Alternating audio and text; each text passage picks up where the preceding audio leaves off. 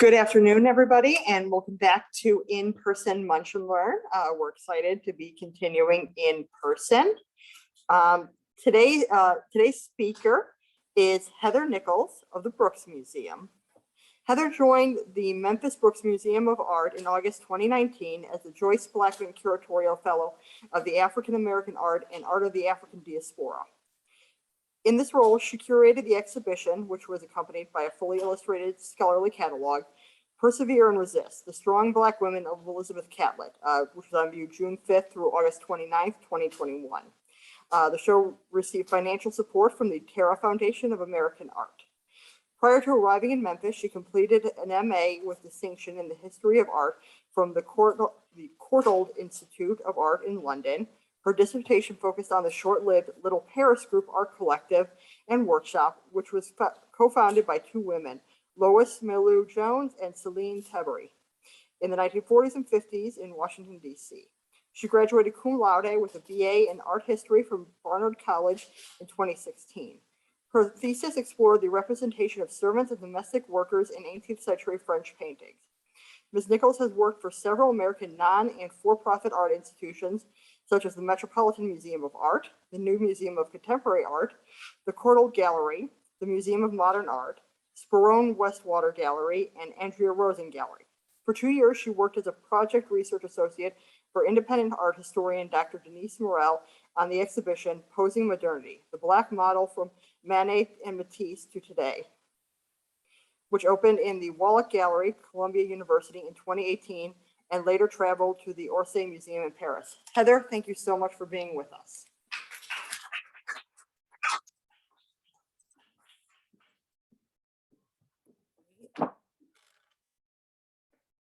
Right, hello. Good morning or good afternoon at this point, everyone. I'm Heather Nichols. I'll be presenting a short talk today for Munch and Learn here at the Dixon on Elizabeth Catlett and the Strong Black Woman Trope. Thank you so much for those of you who came out in person and for those of you tuning in on Zoom. And I hope you're all doing well and are safe and healthy during this really difficult time. I feel like I should first start off with a brief introduction since I'm seeing a lot of unfamiliar faces. As you know, I'm the Joyce Blackman Curatorial Fellow in African American Art and Art of the African Diaspora, which is possibly the longest title of all time, at the Memphis Brooks Museum of Art here in Memphis, Tennessee. I've been in this position for just over 2 years, and I'll be here for one more year, or in the middle of my third year and final year, finishing up the fellowship in August of 2022. Some of you may have come to the Brooks Museum this summer to see the exhibition. I hope you did, called Persevere and Resist, The Strong Black Women of Elizabeth Catlett. If you haven't or didn't get a chance to, you can check out the Brooks website. There's a page that's specifically dedicated to the exhibition that has some videos as well that you can check out that we produced in conjunction with the exhibition. All right. So I've included two images here. The image on the left is the cover of the exhibition catalog we produced in conjunction with the exhibition. It was published by Paul Hoberton Press in the UK and can be found at the Brooks front desk or online wherever you purchase books for $25. The catalog includes an essay by myself and by the artist biographer, Dr. Melanie Herzog, who produced sort of the seminal works about the artist and was one of the first people to really explore her work through her PhD. On the right-hand side, you've got an example of one of the posters we produced in conjunction with the exhibition. We produced 15 different versions, each representing an individual print in the artist's Black Woman series, printed by the artist in 1946 and 1947. We still have a good number of these on site and in my office at the Brooks, so if you come by, I'm sure you'll be able to snag one if you still want one. And for those of you who are members of the Brooks, you should have probably received some in the mail as well. Today, I'm going to be discussing the artist the show highlighted, Elizabeth Catlett, and the theme and framework explored in the show, The Strong Black Woman Trope. For those who may be unfamiliar with the artist and or this concept, I'm hoping to share a bit of information on both during this talk, and feel free to come up afterwards to ask questions after the talk is done. I first wanted to include a quote pulled from the essay that I wrote for the catalog to start off. It reads, after enduring the trauma of forced removal from their African homelands, enslaved Black people experienced additional exploitation and manipulation once they arrived on American shores. More often, Black women fell prey to sexual abuse. In the eyes of their white owners, the rationale for the enslavement of Black women hinged on the belief that Black women were stronger, both physically and emotionally, than their white counterparts. This assumption relied on the common understanding that Black women, like Black men, were not human, thus impervious to the same physical and emotional trauma as white people experienced. Imposed on Black women by their white slavers, the concept of the SBW, or the strong Black woman trope, represents yet another vestige of white supremacy, further amplifying the paradoxical nature of the trope. At its very core, the SBW is a mask. When donned, it allows Black women to protect themselves, endure and persevere through traumatic experiences. While at times useful, however, the SBW also represents a dangerous and unattainable standard for Black women, the impact of which can still be measured today. So the strong Black woman, or the SBW, which is also referred to in psychology as the strong Black woman schema, or the sojourner syndrome, or a number of other related terms, is defined by scholars as an archetype of how the ideal Black woman should comport herself. The three main characteristics of the strong Black woman are emotional restraint, independence, and caretaking. So in essence, show no emotion, need no support, and help everyone around you.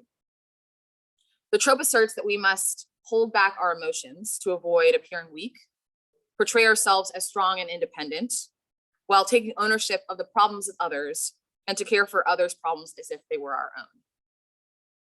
This term, while not coined formally until the late 20th century, stems from stereotypes of enslaved Black women and highlights the importance of intersectionality and an intersectional approach to understanding issues of both our current times and our history.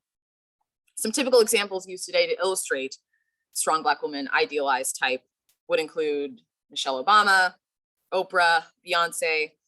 Their attributes are placed on a pedestal as the standard for Black women and what they can achieve, but more often than not are subjected to a sort of hyper-criticism where expectations of theirs are unattainable or unsustainable.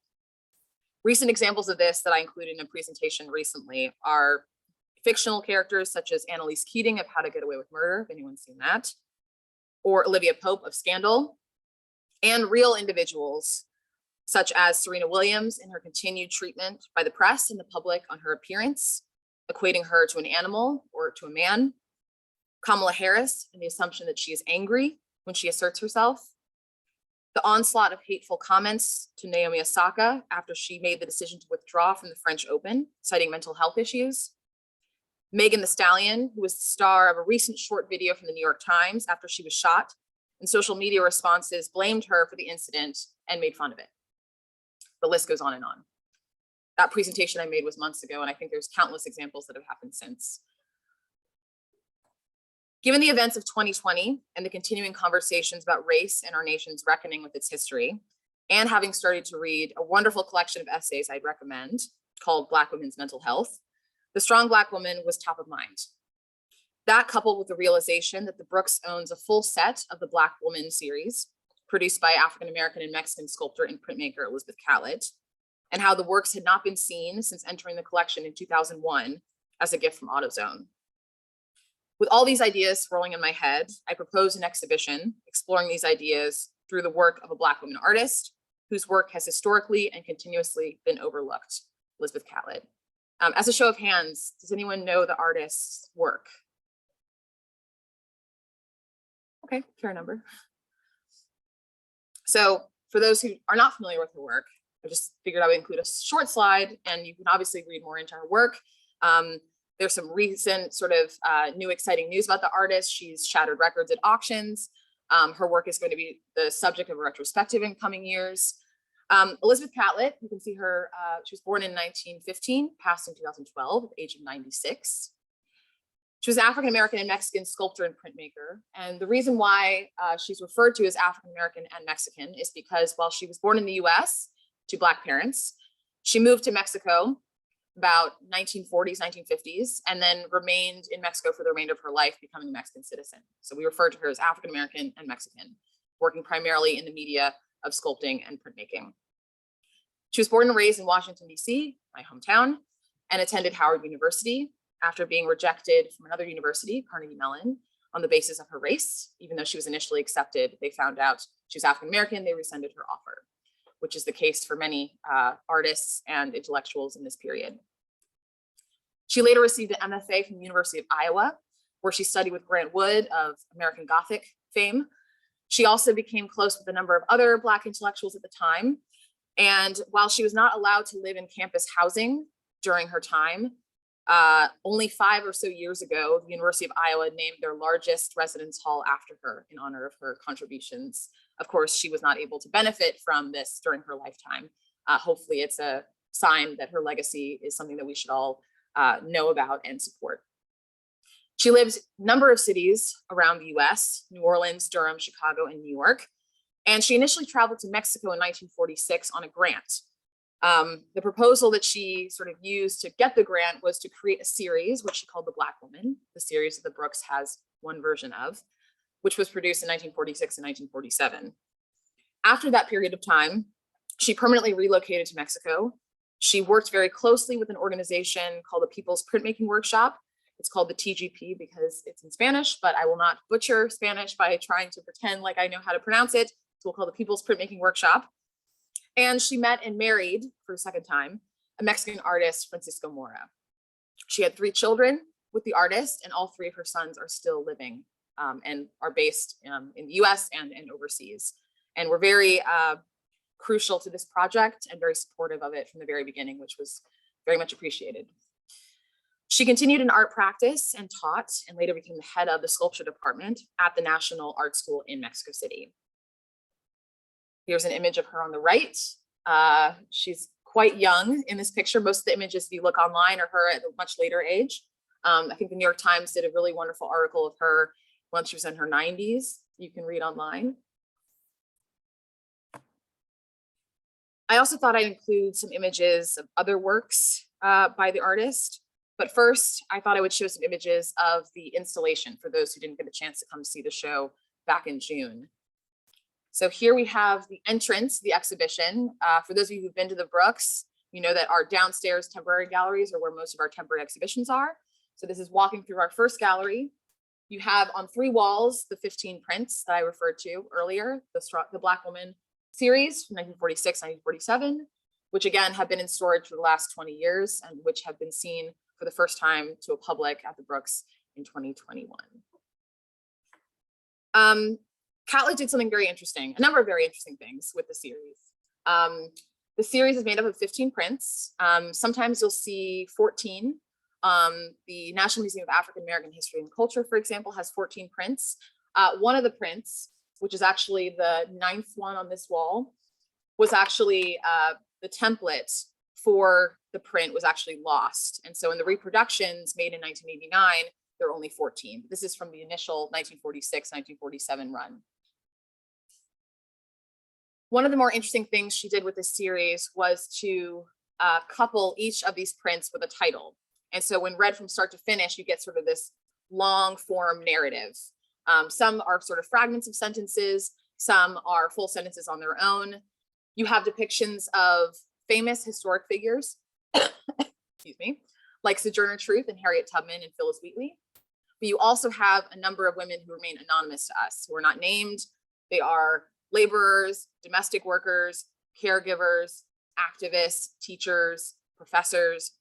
So she's sort of equating the works of these historic figures whose names we do know with the labor that Black women conduct every day in their own roles, in their own sort of lives that may or may not be recognized. And I think we can all say it's really impressive this is being done in 1946, because I think that not only are depictions of Black women still fairly rare when it comes to sort of art produced today, but in 1946, this would have been pretty astounding. The second gallery, there were 2 galleries in the show, was a bit different. The first gallery, as you can see, was much darker, lower ceiling. It's a much more intimate setting. And so that was one of the reasons why we wanted to start with that in the first gallery, is to make sure people have a very intimate interaction with these very small objects. The second gallery is a bit brighter, higher ceilings, white walls, sculpture in addition to prints. So we have sort of mixed media space in the second gallery.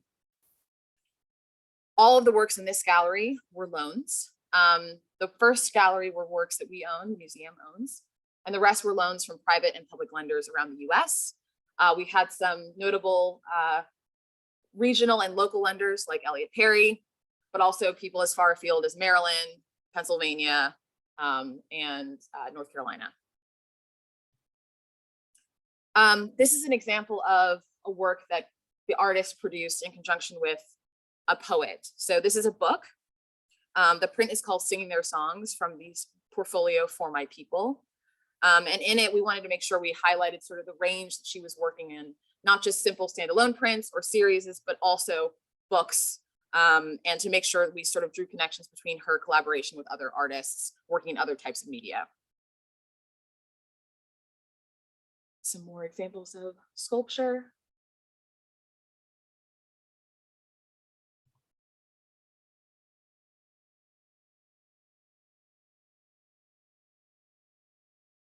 That's a view from the opposite side of the gallery from when you enter.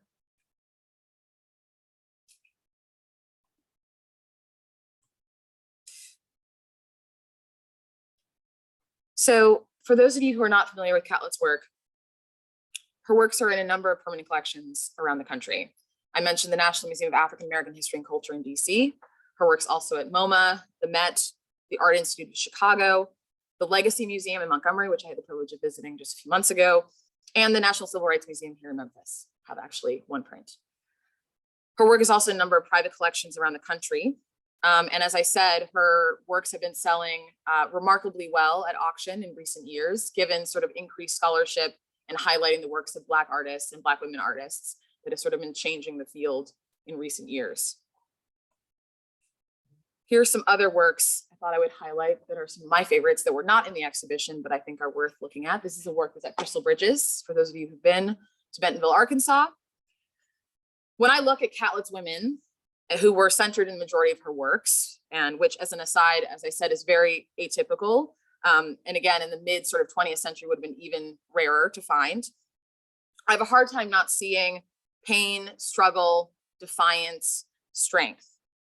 I wanted to make sure that while some of these women were famous and well-known and others were anonymous, all were acknowledged for their strength and for their impact on society, but that we also look at not only their strength, but past that.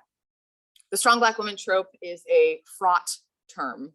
And so in thinking about how to plan this exhibition that acknowledged the complicated aspects of that trope, while also honoring that these women were strong, I wanted to make sure that audiences come together and kind of understand the multiplicity of sort of opinions on this trope, get to make the sense for themselves of what they think and how they would define these women. I think that when I look at images like this, excuse me, called Target, which is in New Orleans, one of the few examples of a man depicted in her work. This was one that I wanted to include in the exhibition, primarily because while the show focuses on Black women, I thought that that didn't mean that you couldn't have images of Black men or boys. And think about, for example, Target, which depicts a Black man who's being, hopefully, I mean, if we think about it in terms of sort of metaphorically, a target of some sort of violence or potential violence. But hopefully, thinking about this as sort of the impact of Black women would experience as a result of potential violence that this man might have endured. So thinking more about, as we think about how Black men are targeted by violence in this country, what is the aftermath of that experience for their families, for the Black women that raised them, for their sisters, for their daughters, and how that trauma is then passed down. So one aspect of the exhibition was to think about intergenerational trauma, which is something that a term that psychologists use and that has sort of more or less entered the mainstream these days, but is primarily focused on the legacy of Holocaust survivors and their descendants. Very little has been focusing on sort of the descendants of enslaved Africans in this country, but because of research done by Black psychologists and Black women psychologists, this is becoming much more of a common theme within that sort of subsection of psychology. There's another really beautiful one called Two Generations, again, thinking about sort of the trauma that's passed down or the sort of messages of support and confidence and sort of rethinking the ways that we teach ourselves about who we are in society and how we can benefit from people from a very early age, for example, supporting us and telling us of our worth. This is the sculpture that in the beginning, if you remember the first picture of Catlett, she's working on this sculpture. It's a beautiful clay sculpture in the Toledo Museum of Art that we weren't able to get. But as you can see, she worked in clay, stone, and wood, and metal. So we had examples of all of those except for wood in the exhibition. But I always like to say during the tours that if you're impressed by her printmaking skills and her ability to be able to form bodies and forms within sort of the material you see, she also is a master of wood. And so the fact that she hasn't quite received her due is something that I hope this exhibition kind of helps push us closer to. This is one of the works from the Black Woman series called Special Houses.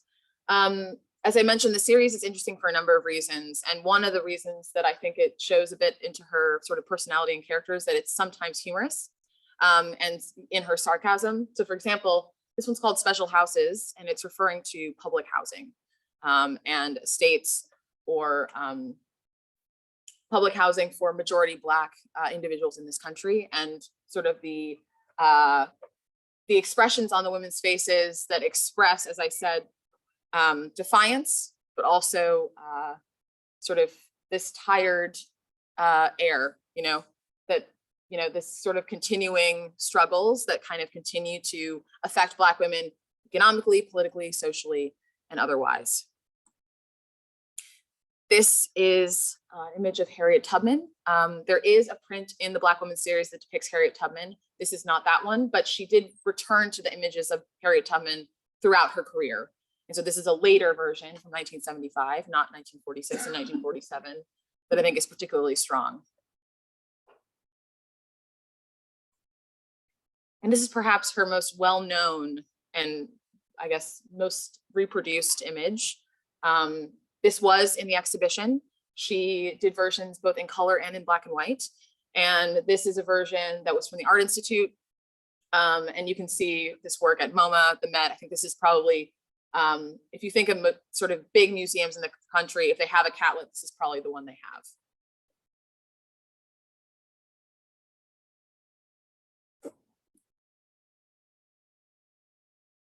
I hope that through this talk and through this exhibition and this catalog and this project, which may continue in future iterations, possibly, Black women specifically, when they came into our museum or when they read the catalog or had access to the catalog or hopefully see it in the gift shop, can feel seen and heard and learn more about ourselves. I think a lot of this research was very much a personal journey. There's a lot of stuff that I did not know and that I feel like I've had the benefit of having a year and a half to really sort of bury my head into learning about a number of fields like sociology and psychology, as well as art history. And I hope that we can all feel empowered to recognize as Black women when we need help and begin to find ways to receive that help. Because as I mentioned, when one feels like they have to be strong all the time, it's hard to ask for assistance. And sometimes it feels like there's feelings of guilt, of depression, of feeling like one is not strong enough to do things on their own. I also hope that for those who do not identify as Black women, you can see the many struggles that Black women face illustrated through Catlett's work, and that one can tap into both empathy, but also sort of think about what actionable changes one can make in their own lives and their interactions with, and hopefully fight for Black women in society. So I appreciate you all listening today. I'm happy to answer questions, and thank you again.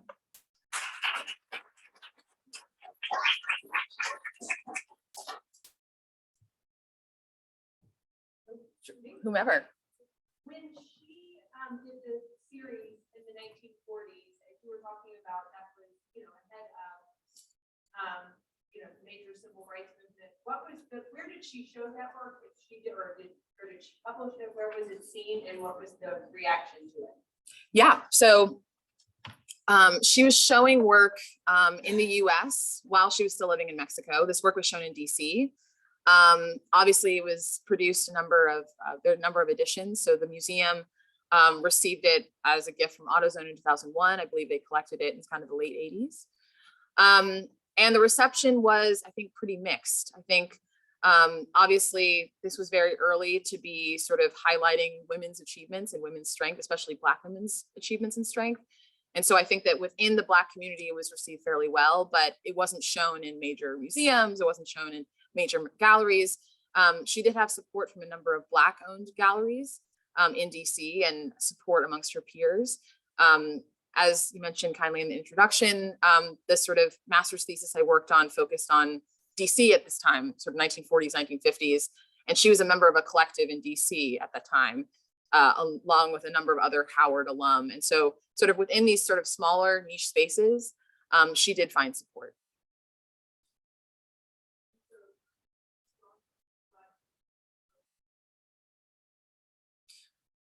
In the research that I found, it seems like because its origins stem from enslavement of Black people in this country, the examples that are mostly cited are from the US. Yeah.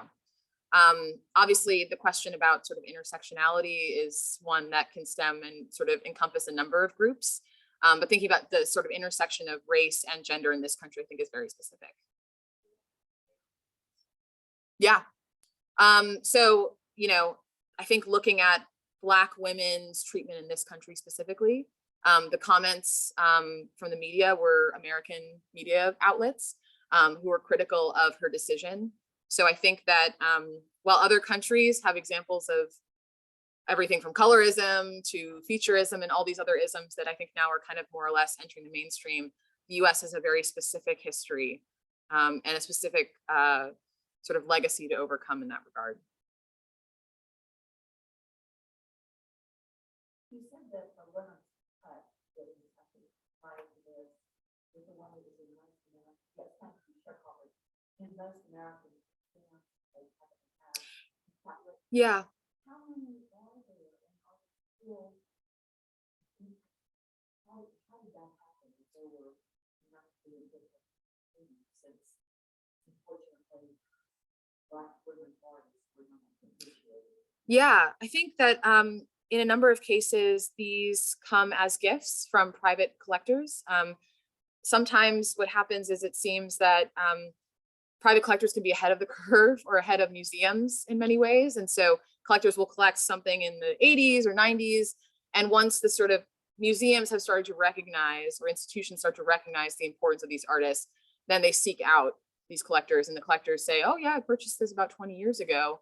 And I'm a big fan, or I've always supported this artist when they were alive, for example, because she would have been alive in 1992 when this was purchased.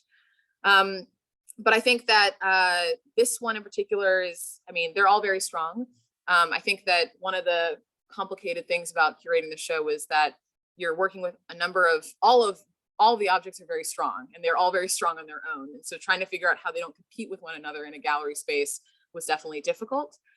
Especially when there's such striking colors used. So for example, this one had striking colors, a number of other works had very dark reds and blues.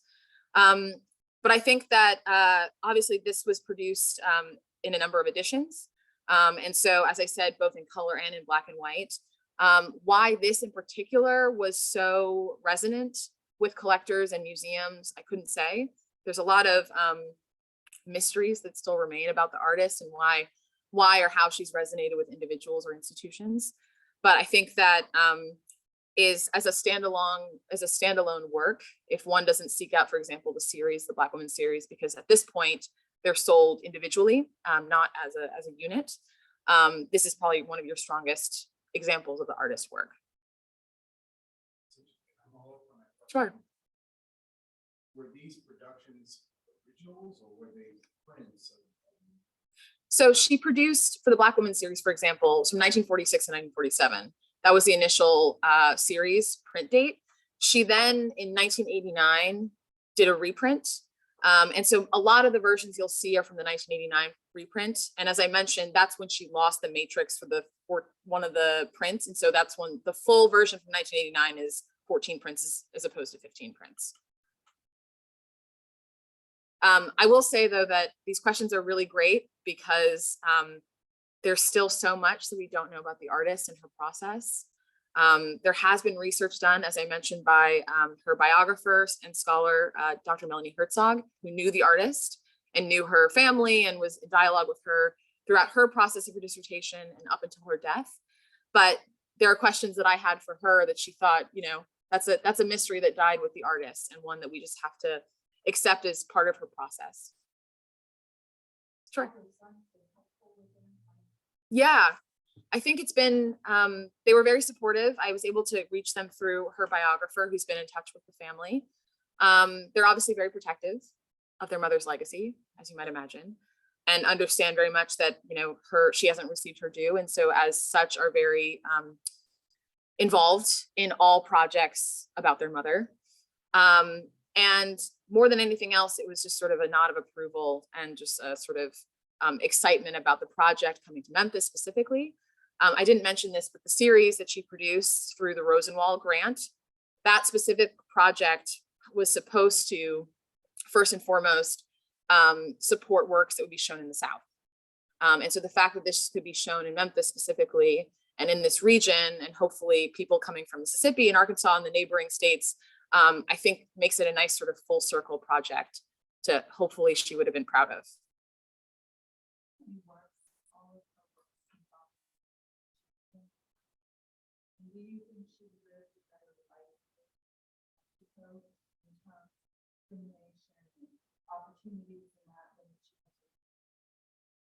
To answer the first question, I don't know.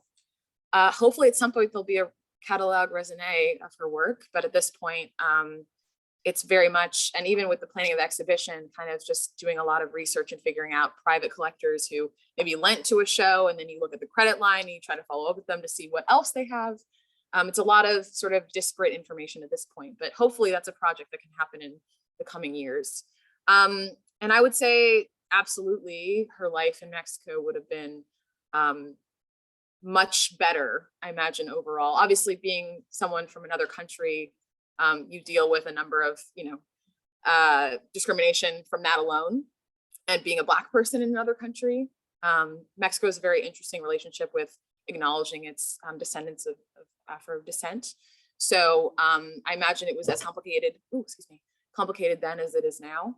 But obviously, you know, you don't have this sort of systemic discrimination in the way that it presents itself in the US. And by raising 3 boys specifically, I think that she had a better chance of making sure they had the life that they deserved outside the US.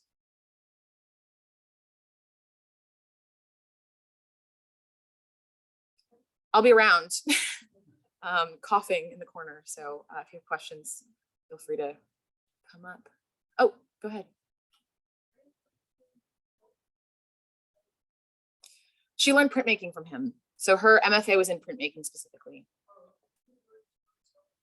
At Howard. So she got her BA from Howard, MFA from University of Iowa. Yes.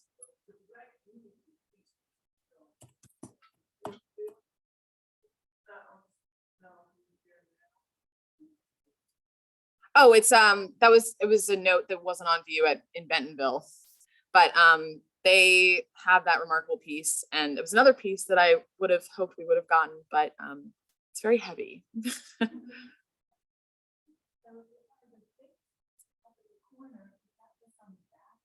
Yes, so I wanted to make sure to show both sides.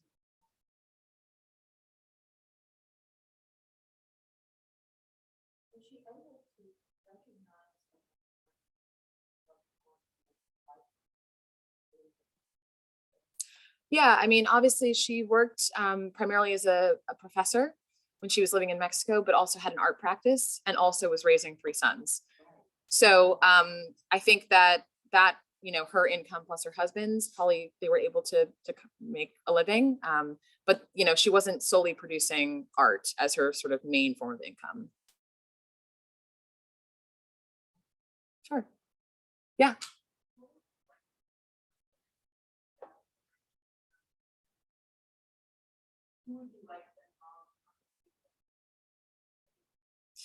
Yeah, I mean, curating a show during COVID was weird for a whole host of reasons. And I think You know, obviously to have the show be a lot bigger, to show more examples of her sculpture, for example, would have been really wonderful. To engage scholars based in the area who specialize in African-American art or Mexican-American art, and kind of thinking of how we can sort of marry the two and have discussions about how she pulled from Mexican artists as well as African sculpture, Cubism, and all these other sort of art forms that make her aesthetic specific to her. And I think obviously if it were to travel, that would be wonderful, traveling around the South specifically. There are a number of collections, as I mentioned, that are in sort of the Mid-South to Deep South. And so I think in another iteration to have it travel to other cities, Atlanta, Houston, a lot of these works are in collections in those places. So I think it would be just sort of expanding on what the collections that already exist can display.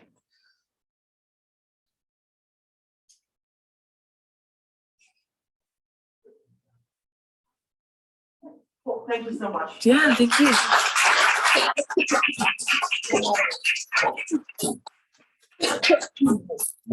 Thank you, Heather, so much for coming and speaking with us about Elizabeth Catlett. She's an amazing artist that I don't think we know enough about. And unfortunately, there's, like, as you said, there's likely things we will never know. So I want to thank you all for coming and listening to Heather speak. And thank you for coming and supporting Munch and Learn. Next week, we'll continue in person, introduction to no-dig gardening with our own Adam Queen. If you're not already a member of the Dixon, please consider joining, and your membership will go to continue to support programs like these. Thank you and have a good afternoon.